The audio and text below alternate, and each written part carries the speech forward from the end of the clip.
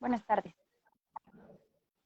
Muy buenas tardes, siendo las 8:03 del día 31 de julio del 2021. Estamos aquí en la Ciudad de México, hora centro, transmitiendo el programa a través de esta plataforma que es Visión Jurídica TV. Hoy participamos el licenciado Carlos Huesca García, su servidora Vanessa Benítez Castaneira y nuestra apreciable invitada, la licenciada Jennifer Jimena Benítez. El tema de hoy que vamos a tratar será sobre el abuso del sistema financiero mexicano. Comenzamos con la introducción de nuestro apreciable licenciado Huesca. Díganos, licenciado, ¿qué es el sistema financiero en general, por favor? Bueno, en términos generales, el sistema financiero propiamente es el conjunto de instituciones privadas y gubernamentales que van a intervenir en la captación de los recursos financieros y que los van a distribuir entre la sociedad. Esto es un concepto muy general. La finalidad del sistema financiero o la definición como tal es simple y llanamente que los recursos económicos que surjan entre las personas podrán ser invertidos en diversas entidades financieras con la finalidad de que ese dinero circule. Ajá. En términos muy generales.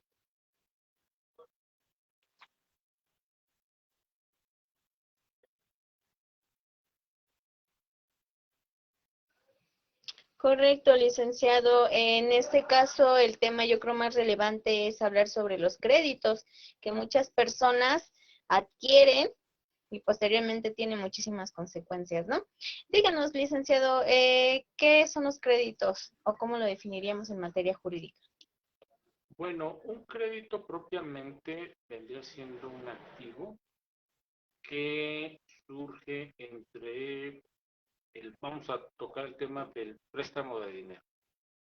Muchas veces tenemos o escuchamos hablar a las instituciones bancarias que se nos otorga un crédito. El crédito propiamente representa un activo dentro de los recursos de las personas, tanto persona física como persona moral. Prácticamente lo que se busca con el crédito es dar financiamiento a aquellas personas que lo solicitan a través de la banca, puede ser la banca privada o la banca gubernamental. Ajá. Correcto, licenciado. En este caso, por ejemplo, es muy interesante platicar sobre qué consecuencias tienen estos créditos cuando se vuelven a lo mejor impagables. Platicábamos la sesión pasada y hablábamos muy correctamente de estos créditos, ¿no? Que en determinado momento se vuelven impagables por la tasa de interés.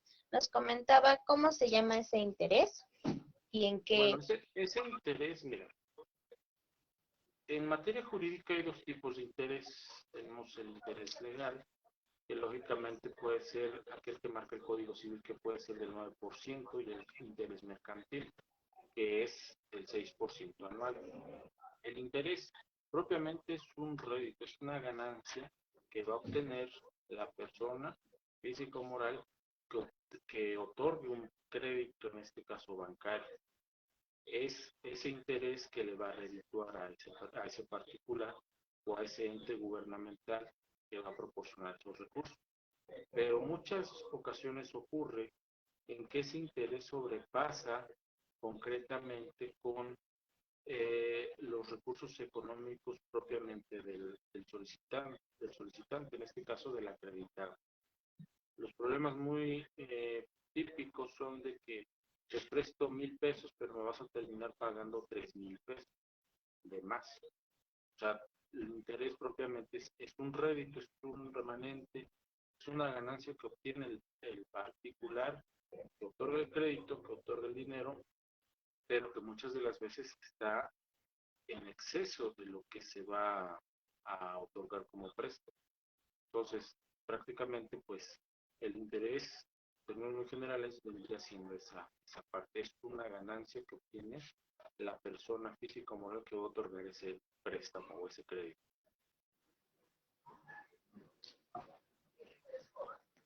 Sí, hoy contamos con la presencia de nuestra invitada, la licenciada Jimena, que trabaja como asesor de cobranzas. ¿Me equivoco, licenciada?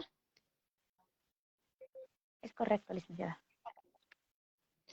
Ella nos va a platicar acerca de todo lo que es este proceso de créditos para la gente que requiera de esta información, de cómo se vuelve un crédito, una deuda impagable, de qué maneras podemos nosotros también liquidarlas o llegar a un convenio, un arreglo para la liquidación y no terminar más que nada, pues ahora sí que en el buro de crédito, ¿no?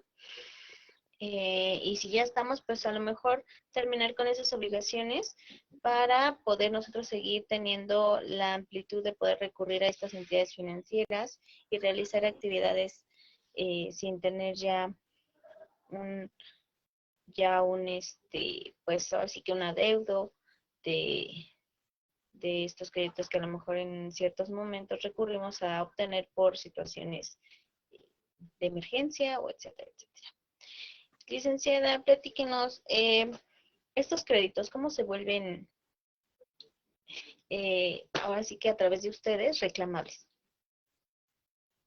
Muchísimas gracias. Antes que nada, me gustaría aclarar el caso de los buros de crédito. Cabe mencionar que el buro de crédito, en general, todos estamos dentro. Sin embargo, solamente se va a modificar el estatus. Independientemente nosotros lleguemos a lo mejor a alguna negociación por parte de algún despacho o una reparadora de crédito, nuestro buro de crédito solamente va a marcar eh, pues el atraso que llegamos a generar, ¿sí? O sea, nosotros vamos a seguir permaneciendo en ese buro de crédito. Ajá. Todas las personas en general estamos dentro de, ¿sí? Solamente se va a modificar el estatus. Uh-huh. Ahora bien, bueno, pues existen diferentes instituciones. Ajá. Hablamos principalmente, o las más conocidas como las reparadoras de crédito, que son las empresas que ofrecen los servicios para poder reparar ese tipo de situaciones. Uh-huh. Y tenemos por otra parte lo que son los despachos de cobranza. ¿Sí? Igual son instituciones que se dedican a brindar asesorías y de alguna manera pues tratar de llegar a alguna negociación y de esta manera evitar llegar a tener algún tipo de juicio mercantil. Uh-huh. Porque es a lo que nos atenemos al presentar demasiado tiempo en atraso o a lo mejor en su caso lo manejamos como una morosidad alta. Uh-huh. Entonces, pues bueno, antes me gustaría que la gente a lo mejor en este aspecto concientizara y tomara la opción de poder ponerse en contacto. Uh-huh. No, no tenemos la intención de causar algún tipo de molestia o conflicto. Uh-huh. Ahora sí que llegar a una conciliación, ¿no? A una buena conciliación. Ok, ok, licenciada. Licenciado Cruz, por ejemplo, la licenciada Jimena habla mucho sobre los despachos de cobranza, que en esta realidad pues son como también algo abusivos, que de hecho se han puesto altos a través de entidades eh, mediadoras como lo que es la Conducef a los sistemas financieros y a estos despachos de cobranza porque aplican algunas técnicas que son ilegales para el cobro, ¿no? Platíquenos, licenciado, cómo, así que siendo irrelevantes, ¿qué son estas técnicas ilegales de cobranza? Bueno, son los cobros extrajudiciales que normalmente se conocen. Las agencias de cobranza lo que permiten o lo que hacen propiamente, como lo comenta la licenciada Jimena, es solicitar de manera, para la redundancia, extrajudicial, solicitar el cobro de ese adeudo que se tiene. Muchas de las ocasiones pasa que la institución financiera vende esas carteras vencidas a este tipo de agencias para que hagan la recuperación de sus créditos. Lógicamente que estas agencias en muchas ocasiones también llegan a incurrir en ciertos actos de molestia, pero que también exceden de lo que marca la ley. hay llamadas intimidatorias o hay incluso citatorios donde amenazan que la persona, si no paga en un plazo establecido por esa misma agencia, corren el riesgo de que se le embargue el bien. Lógicamente, cuando llegan citatorios de ese tipo, pues simple y llanamente es un requerimiento extrajudicial. No implica que van a embargar bienes, porque para embargar bienes, lógicamente, se tiene que tener un documento que tenga pareja de ejecución como un título de crédito, que es un título de crédito propiamente dicho, un pagaré.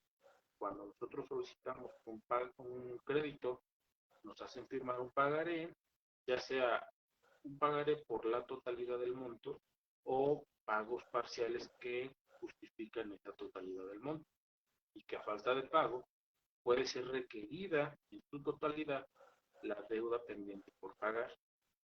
De esa manera es como nos podrían embargar nuestros bienes a través de ese título ejecutivo mercantil. Lógicamente, las agencias que tengan este título tendrán que demandar ante el órgano jurisdiccional competente de mercantil para efectos de requerir el pago vía judicial al demandado, en este caso al acreditado o al deudor, para que no solamente va a pagar la suerte principal o el monto que estuvo eh, bajo el concepto del préstamo, sino se le va a cobrar la suerte principal más intereses que se estén generando. Y lógicamente esos intereses, si se pactan en el contrato que celebran las partes sobre el monto que se presta y los intereses a pagar mensualmente, lógicamente si excede del 6%, por ejemplo, que maneja la materia mercantil, lógicamente que ese pago de interés se vuelve usurero.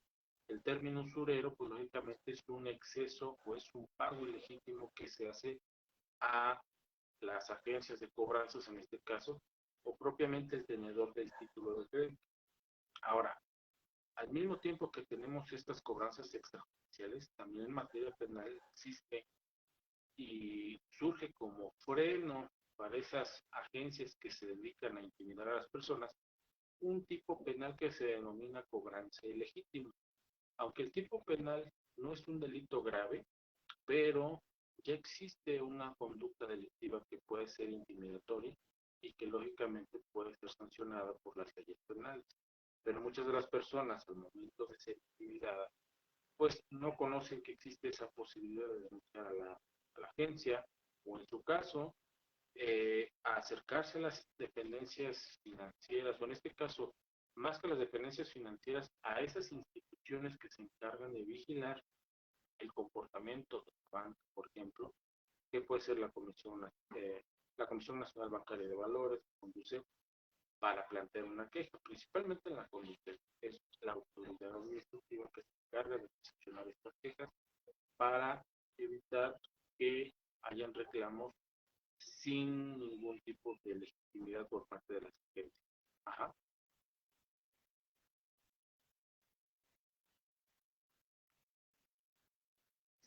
Sí, sí, correcto. Por ejemplo, en este caso, licenciada Jimena, platíquenos cómo es todo este proceso antes de entrar, bueno, no antes, sino que pudiésemos arreglar antes de llegar a una situación como la que nos acaba de explicar el licenciado Carlos, ya jurídica, ya más, pues así que en forma, para poder no llegar a acciones pues legales y poder conciliar estos pagos de deuda a través de lo que son pues, las reparadoras de crédito y los despachos de cobranza.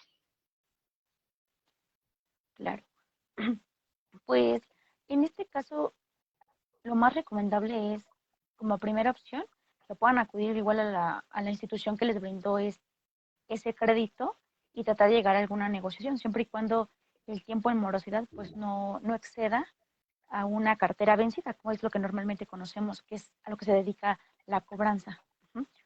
Entonces, de no ser así, bueno, la misma institución a la que pertenece tu crédito te va a indicar a dónde te puedes asesorar para que esa institución pues te brinde el apoyo necesario y puedas llegar a una buena negociación. A la institución que les brindó Ok. ¿Cuál sería el nivel de morosidad necesario o o requerido para poder, pues así que el asunto o el crédito pase a ustedes directamente y gestionen esa cobranza. Claro, existe una diversidad de clasificaciones, sin embargo, se le maneja al tercer mes. Si al tercer mes en consecutivo existe esa morosidad, entonces la misma institución financiera la traspasa, digo, no la vende todavía, simplemente la traspasa para que alguien más haga el cobro de ese mismo ingreso, ¿no? O sea, no llegamos todavía a la venta de la cartera, como lo mencionaba el licenciado Huesca.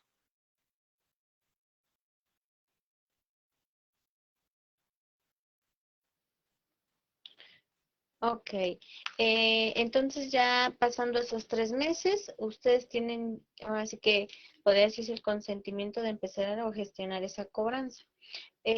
Para que el público entienda cuál sería una buena conducta de cobranza, para que estemos dentro de los parámetros de si se puede hacer esto o ya estamos cayendo en una ilegalidad. Como bien lo mencionaba el licenciado Huesca, bueno, existen instituciones, en este caso, los despachos de cobranza, porque somos regulados por parte de la Conducef, tenemos que cumplir obviamente un régimen. Ajá. Lo que hacemos es, ante todo, pues indicarle el motivo. Se le explica el motivo por el cual se le está generando la llamada y después de ello, obviamente, validando información personal para no brindar información a terceras personas que llegue a perjudicar. Y después de ello, bueno, se le da la información completa de la cuenta y después de ello, obviamente, ya el mismo cliente, bueno, se trata de indagar sobre el motivo del por qué llegaron a su atraso y buscamos una alternativa que obviamente salgan beneficiadas ambas personas. Ajá. Esa sería la situación. Ok, licenciada, muchísimas gracias. Licenciado Huesca, volvemos ya una vez que, por ejemplo, ya se hizo pues toda la cobranza, todo el proceso como previo a llegar a estos medios ya legales para reclamar ese crédito. ¿A qué nos enfrentaríamos principalmente? ¿Cuál es el parámetro que visualizaría un deudor crediticio? Pues en este caso, lógicamente, pues sería inevitable la demanda que se formulara ante el órgano jurisdiccional competente. Obviamente, pues al estar demandado, tiene que dar contestación a esa demanda, tiene que formalizar si acepta o niega el cobro que se le están haciendo. Porque también partimos del supuesto de que hay agencias o tenedores de pagaré que muchas veces hacen la ejecución del cobro, pero resulta ser que ya estaba liquidado por el demandado en este caso. Entonces, la conducta procesal que va a mostrar el demandado es simple y llanamente oponer una excepción que se denomina en derecho excepción de pago.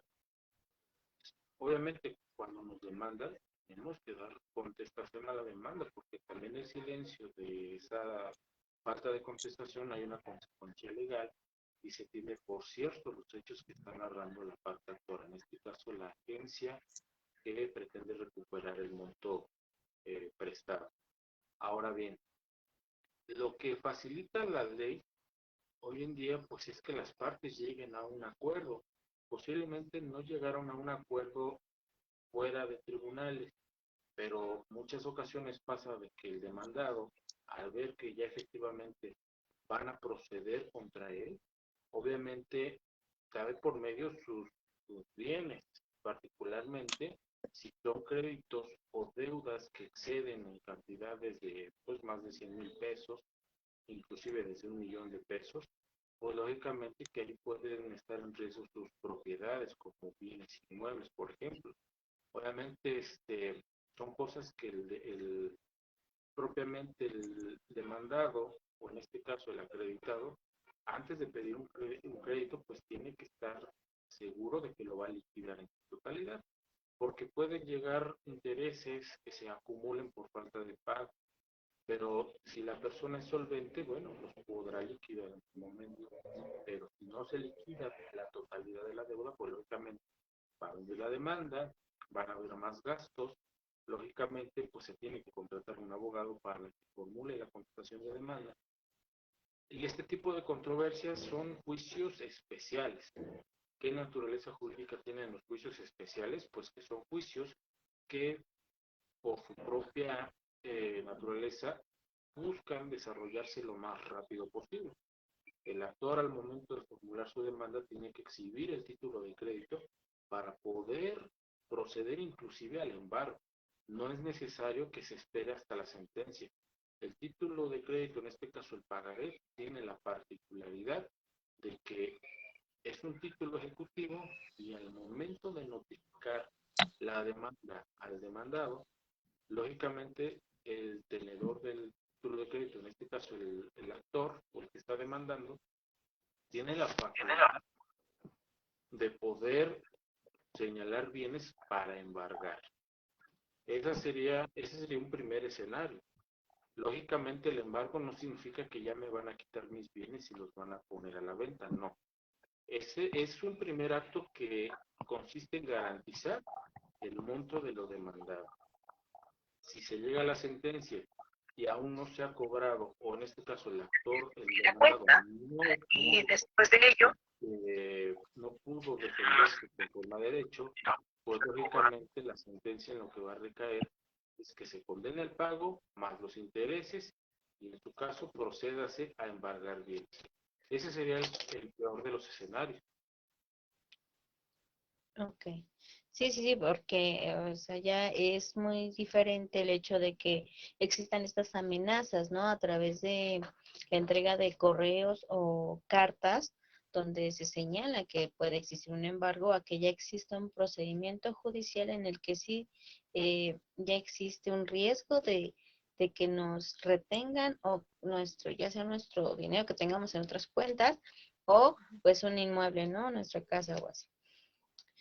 Muy bien, licenciado.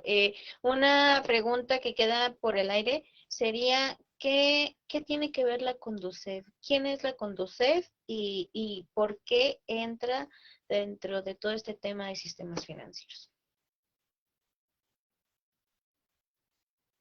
Bueno, la Conducef es un organismo que se encarga prácticamente de conciliar a las partes en conflicto. La Conducef, en la mayoría de los casos, muchas de las personas se acercan a dicha dependencia con la finalidad de acusar aquellas malas prácticas de los bancos. Lógicamente que este organismo no va a sancionar al banco. Este organismo lo que busca simple y llanamente es que el banco, si está cometiendo alguna inconsistencia, pues trate de resolucionarla con el usuario de los servicios financieros. Pero la Conducef, muchas de las ocasiones pueden haber acuerdos entre las instituciones bancarias, pero siempre cuando se trate del titular del cuentaviente en este caso, o del acreditado. Vamos a poner un ejemplo. Lo que no se encarga la Conducef es, por ejemplo, en tratándose de cuestiones de afores, la Conducef no puede ordenarle a una administradora de los fondos para el retiro que devuelva esos fondos a los beneficiarios.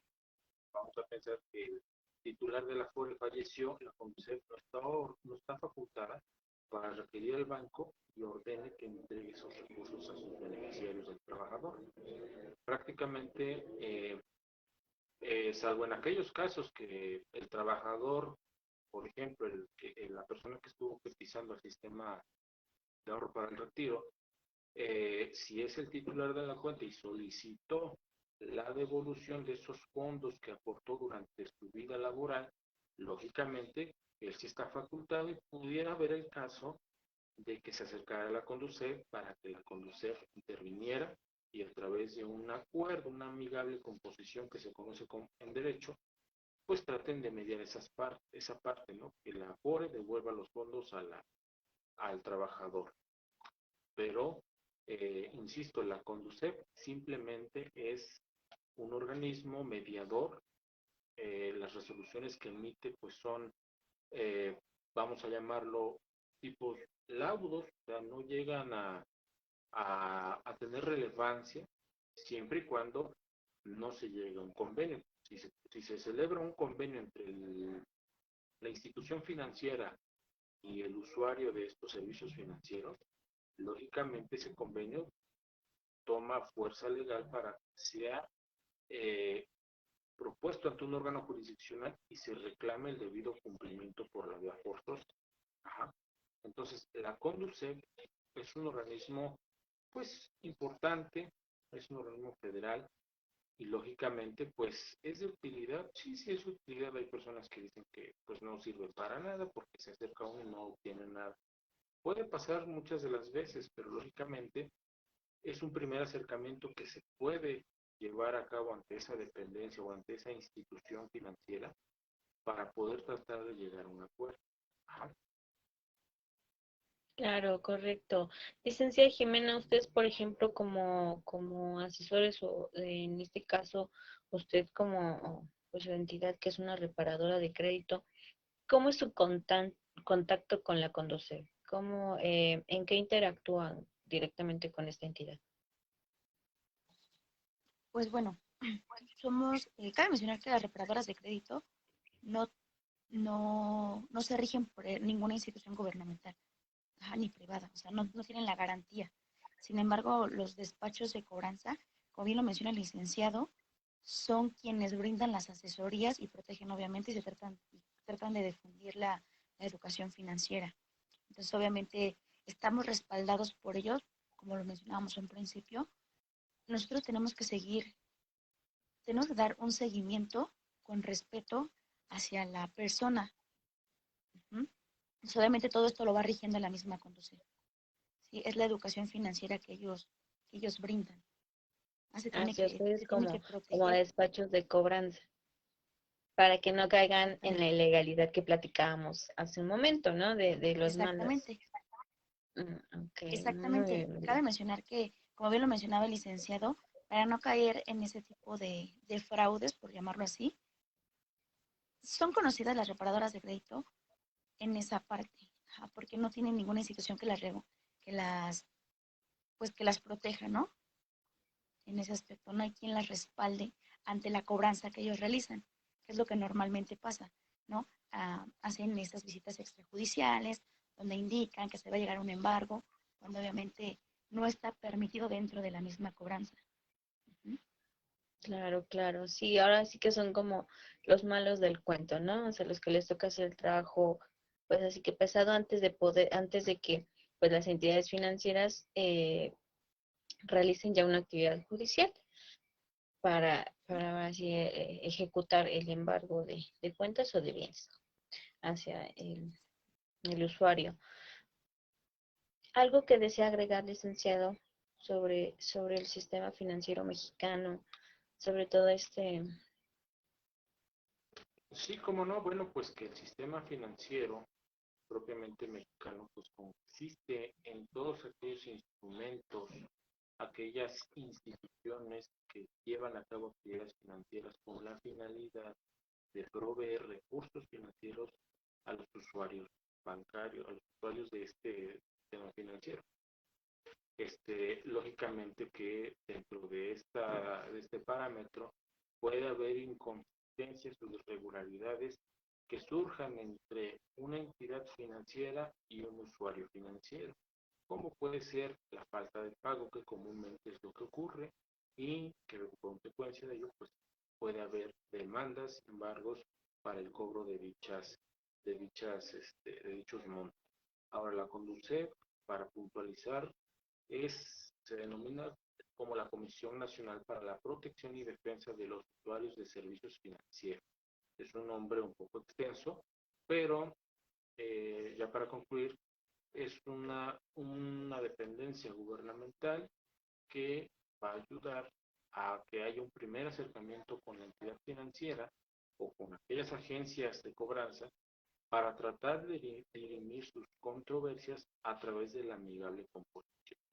Ajá. El sistema financiero, obviamente, las autoridades que engloban este enramado gubernamental, pues partimos desde la Comisión Nacional Bancaria, que tiene otras facultades legales, pero forma parte también del sistema financiero mexicano, la Conducef, el Banco de México, por ejemplo. Podríamos decir también que el Servicio de Administración Tributaria, pero lógicamente su naturaleza es distinta, capta las contribuciones de los contribuyentes. Entre otras dependencias, será la Secretaría de Hacienda y Crédito Público y en un último momento la Conducef. Muchas gracias, licenciado. Licenciada Jimena, ¿alguna conclusión o pues ahora sí que consejo que le quiere usted dar a todos los usuarios de créditos que tienen algún problema, que tienen una deuda pendiente?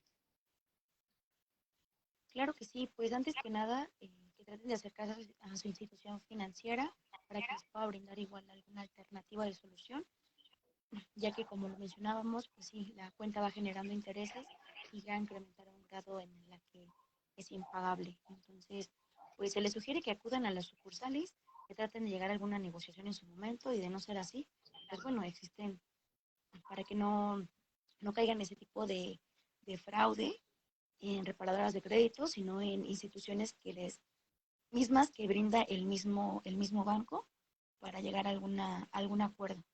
Como lo mencionamos, somos los mediadores ante esta situación. Pues muchísimas gracias por haberse enlazado con nosotros en este pequeño programa que realizamos, al cual denominamos el abuso en el sistema financiero mexicano. Pues siendo las 8:35 damos final a este programa nuevamente que realizamos aquí en Visión Jurídica TV a través de la página del Centro de Investigación y Capacitación Ignacio Manuel Altamirano. Le agradecemos a la licenciada Jennifer Jimena Benítez Costaneira por encontrarse presente en este programa y habernos dado su opinión respecto a estas entidades crediticias. Asimismo, el licenciado Carlos Huesca, que como todos los sábados está aquí en nuestros programas, dando su opinión y su versión jurídica de todos los temas que tratamos. Es un placer para nosotros invitarlos nuevamente el próximo día sábado a conectarse. Estaremos tratando un tema muy interesante, al igual que estos sábados que hemos continuado.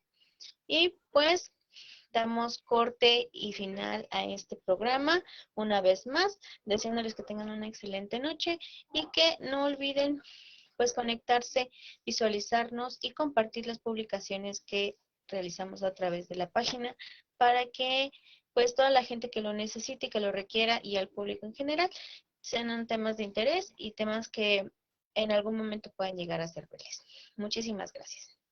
Gracias, hasta luego. Gracias.